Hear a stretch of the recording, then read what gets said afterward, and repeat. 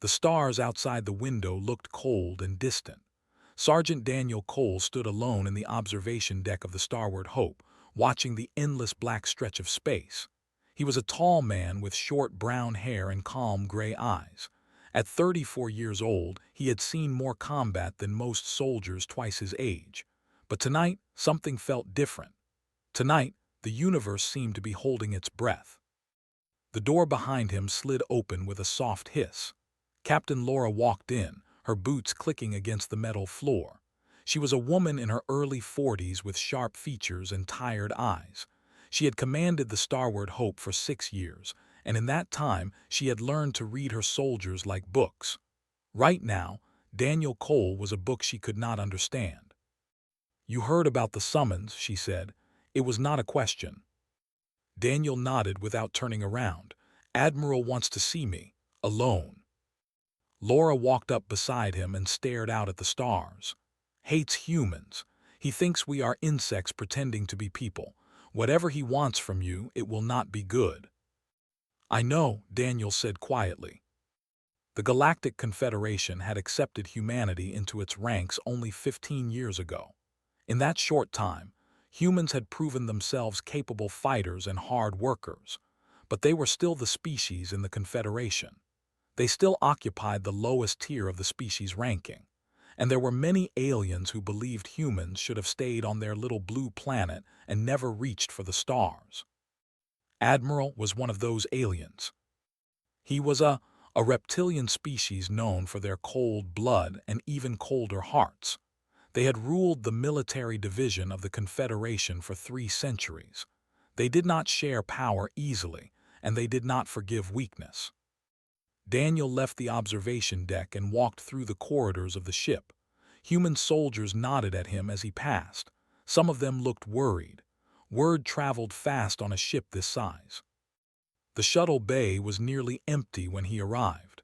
A single transport vessel waited for him, its engines already warming up. Daniel climbed aboard and strapped himself into the pilot's seat. The flight to Admiral's flagship would take 2 hours. He used that time to think.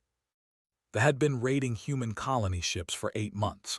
They were in species with hard shells and sharp claws. Their warriors stood 7 feet tall and could tear through metal with their bare hands. Their chief, a brutal warlord named, had declared humans to be easy prey.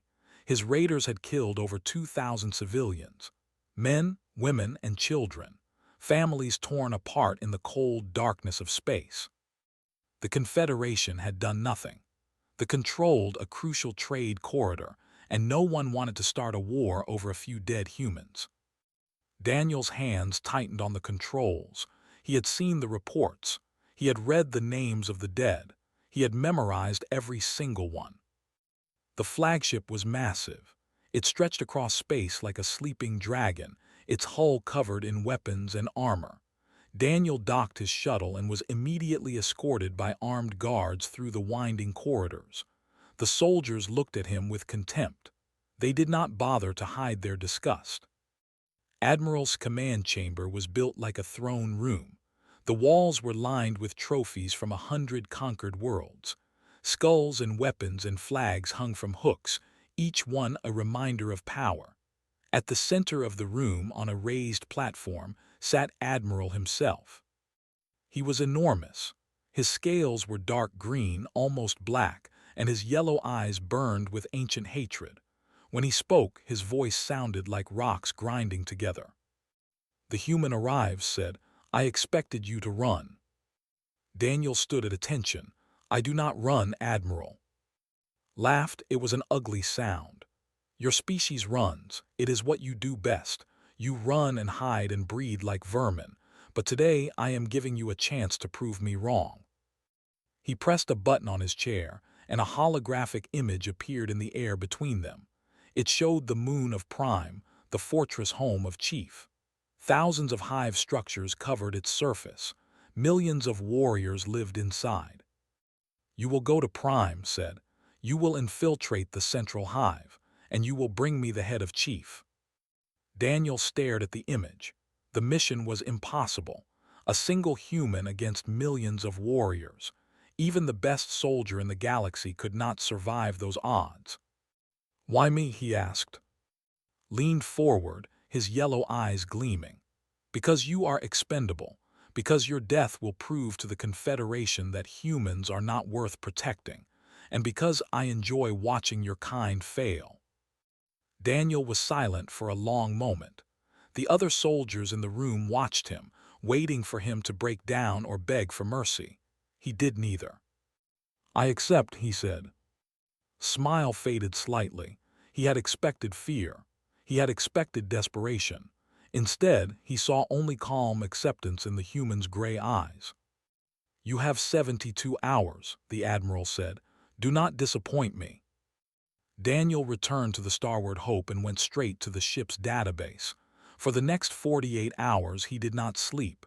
He read everything he could find about their history, their biology, their wars, but most importantly he studied their culture. They were not simple monsters. They had complex honor codes that governed every aspect of their lives. They had traditions dating back thousands of years, and they had a hierarchy that outsiders almost always misunderstood. Everyone focused on the chief. The chief was the military leader, the face of the hive, the one who declared war and commanded armies. But there was another figure in society, someone who held a different kind of power. The chief's wife. Her title was Voice of the Hive. She was the moral authority, the keeper of traditions, the one who could speak for the people when the chief spoke only for war. Aliens always ignored her. They saw only the warriors, only the weapons, only the threat. Daniel saw something else. He saw an opportunity. Captain Laura found him in the database room on the morning of his departure. His eyes were red from lack of sleep, but they burned with a strange light. "What are you planning?" she asked. Daniel looked up at her and smiled. It was the first time she had seen him smile in months. "Something unexpected," he said. His shuttle launched an hour later. As it crossed the border into space, Daniel reached over and disabled his weapons systems. Every gun, every missile, every defensive measure went dark. Back on the Starward Hope, Captain watched his signal on the tracking screen. She did not understand what he was doing. Neither did the Confederation observers monitoring the mission. But Daniel understood. He understood perfectly. He was not going to prime to kill. He was going to do something far more dangerous. He was going to listen. The moon of Prime rose before Daniel like a nightmare made real. Its surface was covered in towering hive structures that stretched toward the sky like twisted fingers. Each hive was home to thousands of warriors. Each one was a fortress designed to destroy invaders. Daniel guided his shuttle toward a small trading post on the edge of the main territory. It was a civilian area, used mostly by merchants and travelers who had business with the. Most infiltrators would have avoided it completely. They would have tried to sneak in through the shadows, to hide their presence until the last possible moment. Daniel did the opposite. He landed his shuttle in the middle of the trading post's main square. The sound of his engines brought every in the area running. Within minutes, he was surrounded by dozens of warriors, their claws raised and ready to strike. Daniel opened the shuttle door and stepped out with his hands raised. He wore no armor. He carried no weapons. He was completely defenseless. They hesitated. This was not what they expected. Humans were supposed to be sneaky and cowardly. They were supposed to attack from the shadows and run when outnumbered. This human was doing none of those things. A large warrior pushed through the crowd. He was a patrol captain, his shell marked with the scars of many battles. His compound eyes studied Daniel with suspicion and confusion. "You are human," the captain said. His voice clicked and buzzed through his translator device. "Yes," Daniel replied calmly. "You come to our world unarmed. You land in the open where all can see. Why?" Daniel lowered his hand slowly. "Because I wish to speak, not to fight, and because I know your laws." The captain's antennae twitched. "What do you know of our laws, human?" I know that killing an unarmed visitor brings eternal shame upon the killer and his entire bloodline. I know that any traveler who arrives in peace must be given the chance to state his purpose, and I know that refusing such a traveler is considered cowardice. The warriors around him stirred uneasily. The human was right. Their honor codes were ancient and unbreakable. To kill him now would bring disgrace upon them all. The captain stared at Daniel for a long moment. Then he made a sound that might have been laughter. "You are either very brave or very foolish," he said. "Perhaps both. What is your purpose here, human?" Daniel took a deep breath. This was the moment that would decide everything.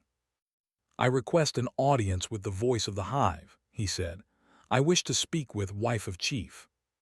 Silence fell over the crowd. The warriors looked at each other in disbelief. In all their history, no outsider had ever asked to speak with the voice. Aliens always demanded to see the chief. They always wanted to talk about war and territory and power. They never acknowledged the voice at all.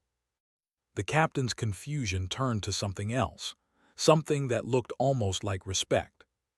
"You know of the voice," he said slowly. "I know that she is the moral heart of your people," Daniel replied. "I know that her wisdom guides the hive when the chief's anger blinds him. And I know that she alone has the authority to speak for peace when others speak only for war." The captain was silent for a long time.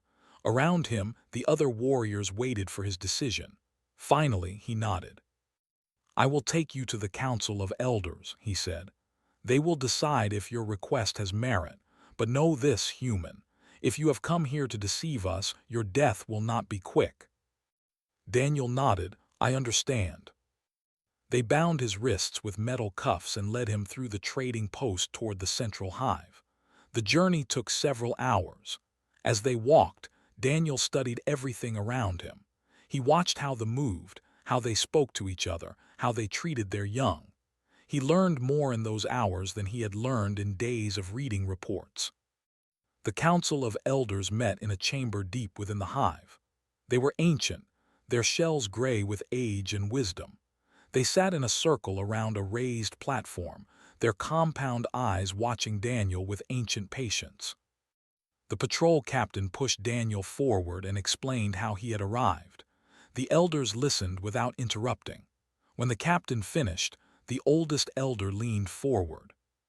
"You wish to speak with the voice," he said. His voice was soft and rasping like wind through dry leaves. "Why?" Daniel met the elder's gaze without flinching. "Because I was sent here to kill your chief, and because I believe there is a better way." The chamber erupted in angry clicks and buzzes. Several warriors moved toward Daniel, their claws ready to tear him apart. But the oldest elder raised one withered hand, and silence fell instantly. "You admit you came to kill," the elder said, "and yet you ask for the voice instead. Explain." Daniel spoke carefully, choosing each word with precision. "My people have suffered under the raids from your hive. Thousands have died. My commanders want revenge.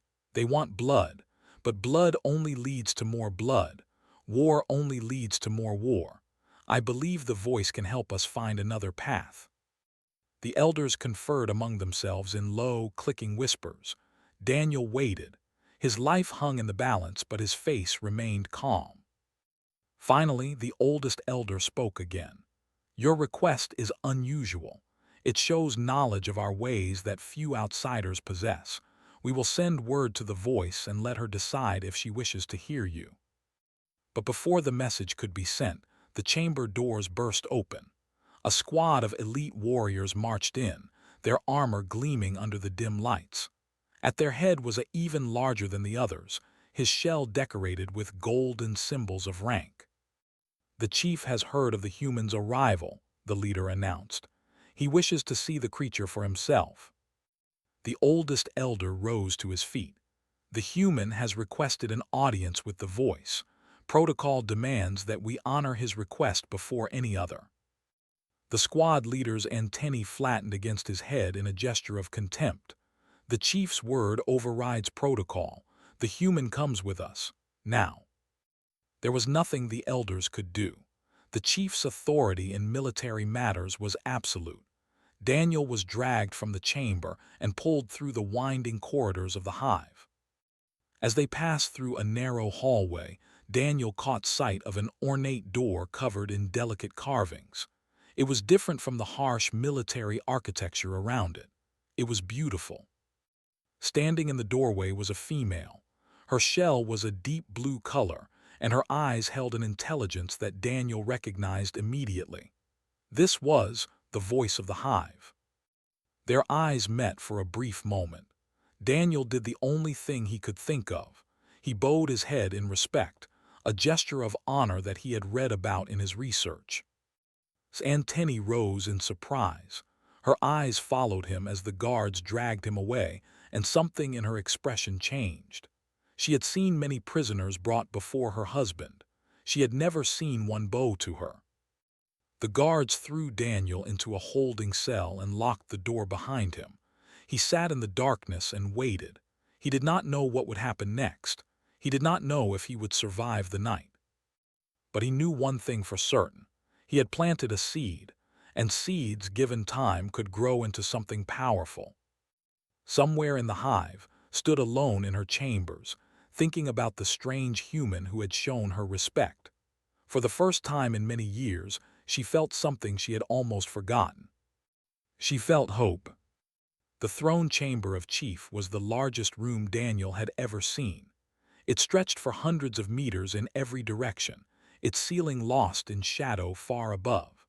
Thousands of warrior drones lined the walls, their claws clicking against the stone floor in a constant rhythm that sounded like distant thunder.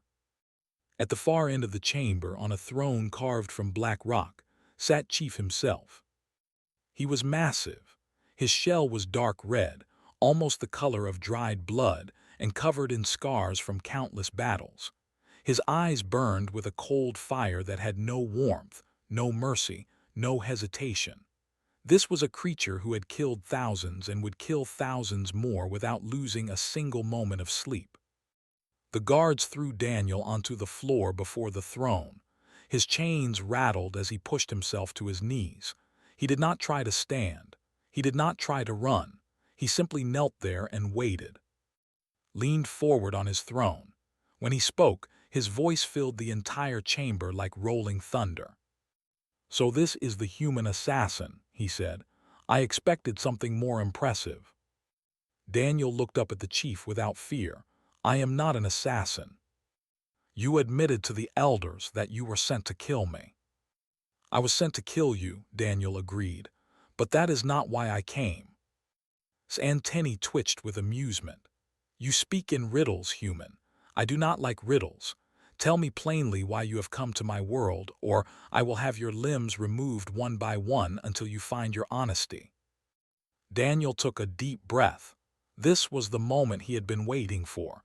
Everything depended on the next few minutes. "I came because my people are dying," he said. "Your raiders have attacked our colony ships. They have killed our families, our children, our elders. Over 2,000 innocent people are dead." Waved one massive claw dismissively. "Humans are weak, the weak die. This is the way of the universe." "Perhaps," Daniel said, "but I do not believe you ordered those raids."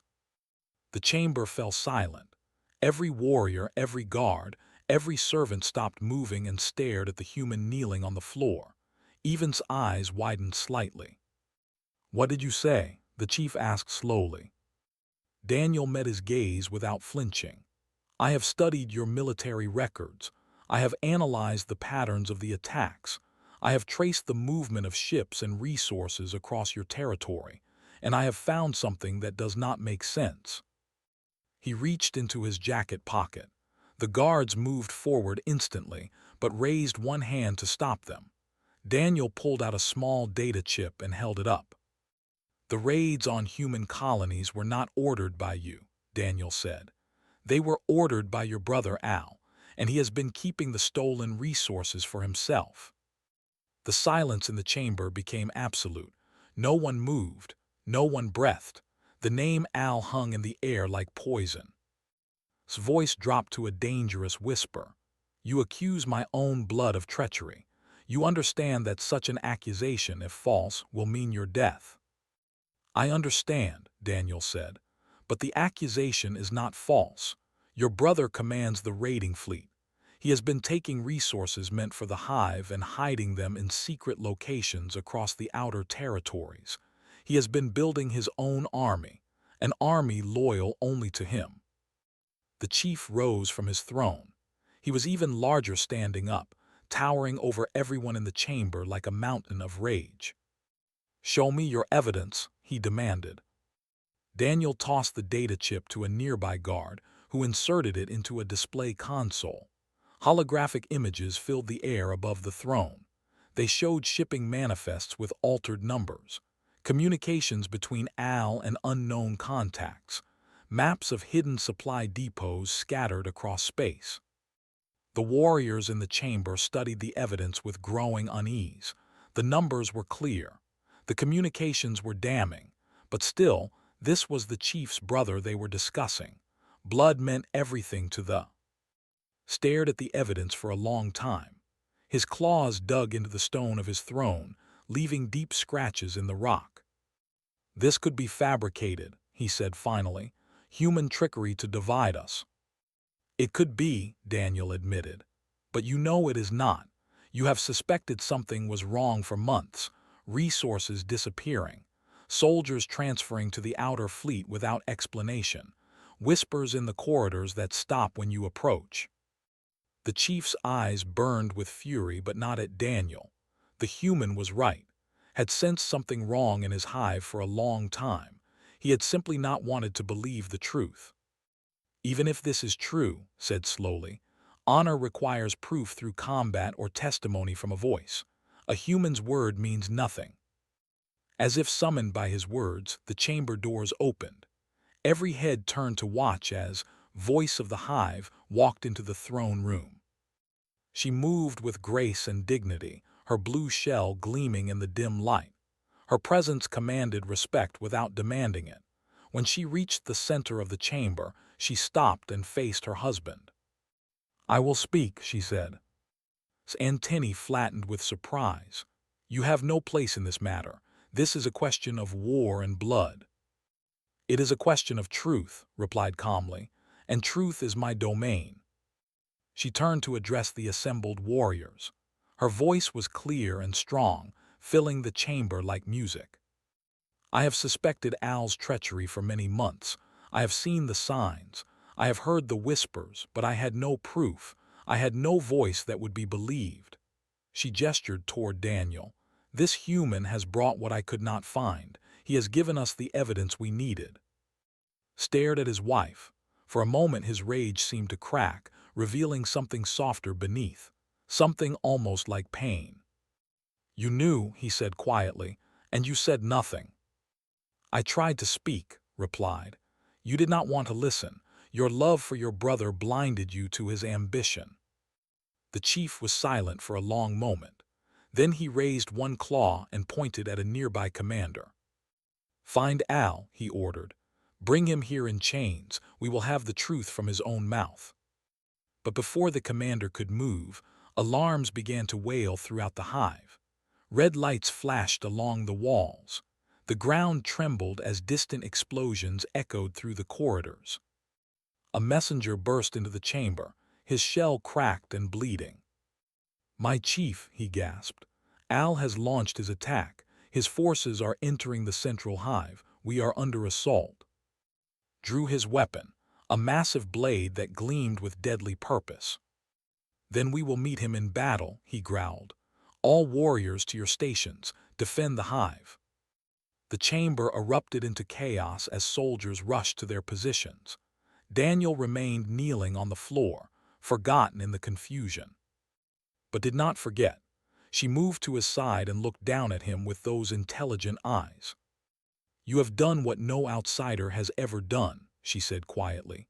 "You have spoken truth in the house of lies. Whatever happens next, I will not forget." Daniel looked up at her. "Help me get free of these chains. I can fight."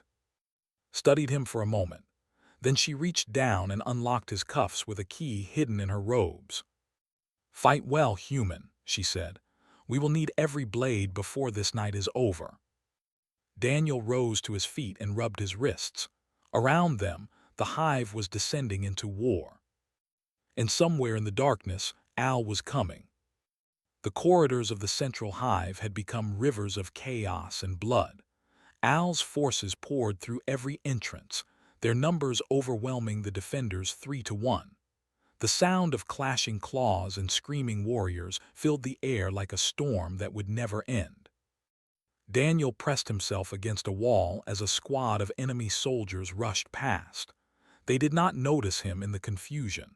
To them, he was just another piece of debris in a world falling apart.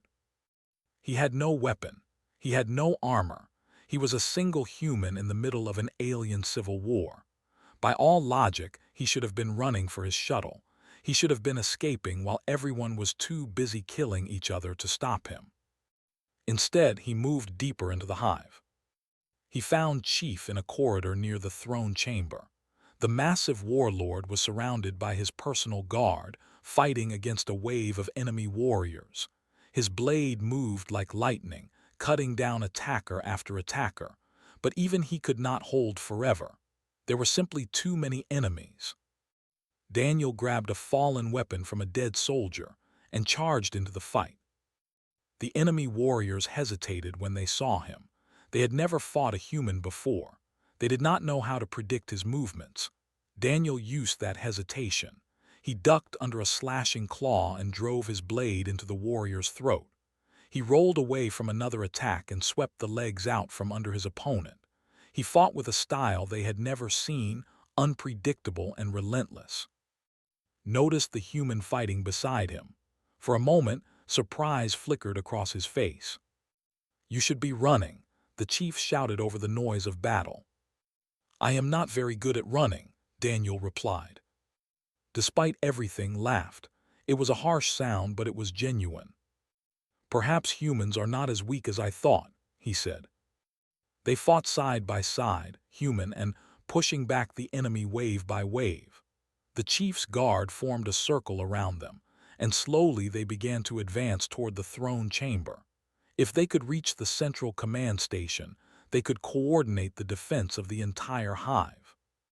But Al had planned well.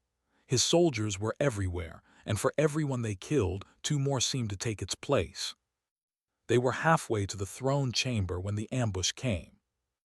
A hidden door burst open and a squad of elite warriors poured out. These were Al's personal assassins, the deadliest fighters in his army. They cut through's guard like a blade through paper. The chief roared with fury and charged at the assassins. He killed 3 of them before they could react, but the 4th one was faster. His blade found a gap in his armor and drove deep into his side. The chief stumbled. Blood poured from the wound, green and thick. He fell to one knee, his breath coming in ragged gasps. Daniel was at his side in an instant. He drove the assassin back with a desperate attack and stood over the fallen chief, protecting him from the remaining enemies.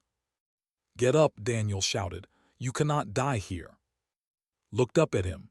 The fire in his eyes was fading, replaced by something almost peaceful. "The wound is mortal," he said quietly. "I can feel it. My time is ending." "Then use it well," Daniel replied. "Your people need to know who should lead them." The chief was silent for a moment. Around them, his remaining guards formed a protective circle, holding off the enemy through sheer determination. Said finally, "She must lead. She has the wisdom I never had, the vision. Tell her. Tell her she was right about everything." He reached up and removed a medallion from around his neck. It was the symbol of the chief, the mark of ultimate authority. He pressed it into Daniel's hand. "Give this to her," he said. "Let her know it was my final command." Then the light faded from his eyes, and Chief died. Daniel clutched the medallion and ran. The guards sacrificed themselves to give him time, dying one by one as they held back the enemy. He ran through corridors filled with smoke and fire. He ran past battles and over bodies. He ran until his lungs burned and his legs screamed for rest. he found in the council chamber with the surviving elders. She was coordinating the defense from a holographic display, directing soldiers and organizing retreats with calm efficiency. When she saw Daniel burst through the door, bloody and exhausted, she knew immediately what had happened. "He is dead," she said. "It was not a question." Daniel nodded and held out the medallion. His final command, "You are to lead," took the medallion with trembling claws. For a moment, her composure cracked and grief showed on her face. Then she straightened her back and placed the medallion around her neck. "Then I will lead," she said. Her voice was steady now, filled with a strength that seemed to come from somewhere beyond herself. She turned to the holographic display and began issuing orders. Her voice rang through the communication channels, reaching every loyal warrior in the hive. "This is Voice of the Hive, now acting chief by the final command of. The traitor Al has murdered your chief. He has betrayed his blood and his people. Stand with me now, and we will show him what happens to those who break their oaths." The response was immediate. Warriors who had been retreating turned and fought. Soldiers who had been wavering to her voice. The tide of battle began to shift. But it was not enough. Al's forces still outnumbered them. Even with renewed determination, the defenders were slowly being pushed back. Daniel studied the holographic map, his mind racing. He saw the enemy positions, the flow of reinforcements, the weak points in both lines, and he saw something else, a possibility. "There," he said, pointing to a cluster of tunnels beneath the central hive. "Maintenance passages. They lead directly to Al's command post. If we could reach him, end him personally, his army would fall apart." Studied the map. "Those tunnels are narrow. Only a small team could pass through, and Al will have guards at the other end." "A small team is all we need," Daniel said. "Give me 3 of your best warriors. We will end this tonight." The voice looked at him with those ancient, intelligent eyes. "You would do this? Risk your life for a people who were killing your own just days ago?"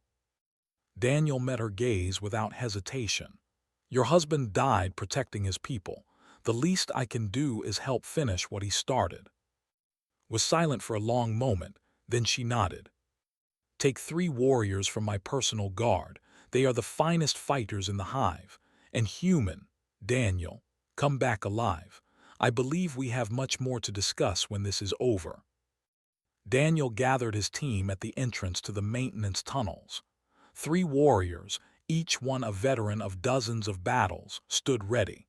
They looked at the human with a mix of respect and curiosity. "Follow my lead," Daniel said. "And whatever happens, we do not stop until Al is dead." They entered the darkness together. Behind them watched the human disappear into the shadows. She did not pray, for they did not believe in gods, but she hoped. She hoped with everything she had. The fate of her people now rested on the shoulders of an enemy who had chosen to become a friend. The maintenance tunnels were dark and narrow, barely wide enough for the warriors to squeeze through. Daniel moved at the front, his smaller human body an advantage for once. Behind him, the 3 warriors followed in silence, their claws scraping against the stone walls. They had been moving for 20 minutes when they heard voices ahead. Daniel raised his hand and the team stopped. He crept forward alone until he could see around the corner. Al's command post was a converted storage chamber. A dozen elite guards stood around a makeshift command table where the traitor himself was directing his forces. He looked similar to his dead brother, but his eyes held a cruel intelligence that had never possessed. This was a creature who planned and schemed and waited, a creature who had been preparing for this moment for years. Daniel studied the room carefully. The guards were well positioned. A direct attack would fail. They needed a distraction. He crawled back to his team and explained the situation in whispers. The lead warrior, a female named Eth, nodded grimly. "I will create the distraction," she said. "I will charge from the main entrance and draw their attention. You and the others come from behind." Daniel shook his head. That is suicide. You will die before we can reach them. Eth clicked her mandibles in what might have been a smile. I know, but my life for the hive is a trade I am willing to make. My mate died in the first wave of the attack. My children are safe in the lower chambers. I have nothing left to lose and everything to give. Daniel wanted to argue, but he saw the determination in her eyes. This was her choice, her sacrifice. He had no right to take it from her. Make it count, he said quietly. Eth nodded once, then disappeared into the shadows toward the main entrance. Daniel and the two remaining warriors circled around to the back of the chamber. They waited in the darkness, barely breathing. The attack came without warning. Eth burst through the main entrance with a battle cry that shook the walls. She killed 2 guards before they even knew she was there. The rest of the room erupted into chaos as soldiers rushed to stop her. Daniel and his team struck from behind. They cut through the distracted guards with brutal efficiency. Daniel fought with a cold focus, his blade finding gaps in armor and weak points in defenses. The 2 warriors beside him moved like extensions of his own body, covering his flanks and pressing the attack. Eth fell under a wave of enemy blades, but not before she had taken 6 of them with her. Her sacrifice had done its work. The guards were scattered and confused. Al saw his doom approaching and drew his own weapon. He was a skilled fighter, trained since birth in the arts of war, but he had spent too many years giving orders instead of fighting. His skills had grown dull. Daniel faced him alone. The 2 remaining warriors held off the last of the guards, giving him room to work. You are the human, Al snarled. The one who ruined everything. I should have had you killed the moment you arrived. You should have done many things differently, Daniel replied, but it is too late for regrets. Al attacked with savage fury. His blade was longer and heavier than Daniel's, and he had the strength of his species behind every swing. But Daniel was faster. He dodged and weaved, letting the traitor's own anger work against him. The fight lasted 3 minutes. It felt like 3 hours. In the end, Daniel found his opening. Al overextended on a wild swing, and Daniel stepped inside his guard. His blade drove up through the traitor's chest and into his heart. Al stared at him with wide, disbelieving eyes. His mouth opened, but no words came out. Then he collapsed to the ground and moved no more. The remaining guards saw their leader fall and their will broke. They threw down their weapons and surrendered. The 2 surviving warriors secured them while Daniel stood over Al's body, breathing hard. It was over. The news spread through the hive like wildfire. Al was dead. The traitor had fallen. One by one, his forces laid down their arms and surrendered. By dawn, the battle was finished. Daniel emerged from the tunnels carrying something heavy on his shoulder. He walked through corridors filled with exhausted warriors and shocked survivors. They stared at him as he passed, this strange human covered in blood and dust. He found in the throne chamber. She stood before her husband's body, which had been recovered from the battlefield and laid out with honor. When she heard Daniel approach, she turned to face him. Her eyes widened when she saw what he was carrying. It was not Al's head, it was Eth's body. She gave her life for the hive, Daniel said quietly. She deserves to be honored. Was silent for a long moment. Then she gestured to her guards, who came forward and took Eth's body from Daniel's shoulders. They carried her to a place of honor beside the fallen chief. What you have done here will never be forgotten, said. You came as an enemy. You leave as a friend. There is no precedent for this in all our history. Daniel shook his head. I came as a soldier following orders. I leave as a man who made a choice. The only precedent that matters is what we do next. Studied him with those wise, ancient eyes. Then she made a decision. I am formally ending all hostilities between thee and humanity, she announced, her voice carrying to every corner of the chamber. Full reparations will be paid to the families of those killed in the raids. A permanent peace treaty will be signed. And this human, Daniel Cole, will be named Friend of the Hive, the highest honor we can bestow. The warriors in the chamber clicked their approval. It was an extraordinary moment, unprecedented in the long history of their species. 3 days later, Daniel returned to Confederation space. Admiral was waiting for him, his reptilian face twisted with fury. "You failed," snarled. "You were ordered to kill the chief. Instead, you made allies of our enemies."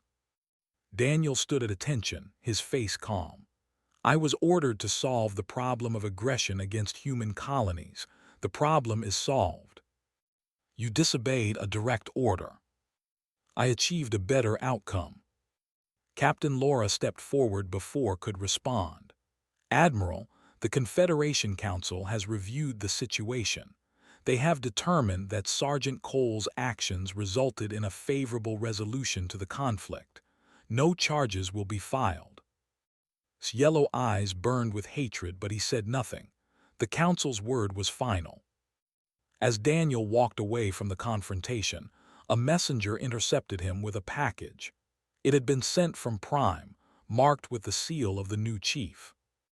Inside was a blade, beautifully crafted and perfectly balanced. An inscription was etched along the blade in flowing script. Daniel had it translated later. "The warrior who chooses mercy over murder is stronger than any army." He returned to the Starward Hope that evening. His fellow soldiers greeted him as a hero, but he deflected their praise. He was not comfortable with celebrations. He never had been. Captain found him alone in the observation deck, staring out at the stars. "The council is going to want a report," she said. "They will want to know exactly what happened on Prime." Daniel was quiet for a moment, then he smiled slightly. "They ordered me to bring the chief's head," he said. "I returned with the chief's wife on my shoulder." Raised an eyebrow, "You carried her." "During the final assault on Al's position, a wall collapsed and she was trapped. I got her out." He shrugged. "It seemed like the right thing to do." Laughed and shook her head. "You are the strangest soldier I have ever commanded, Daniel Cole." "I prefer the term unpredictable." She left him alone with the stars.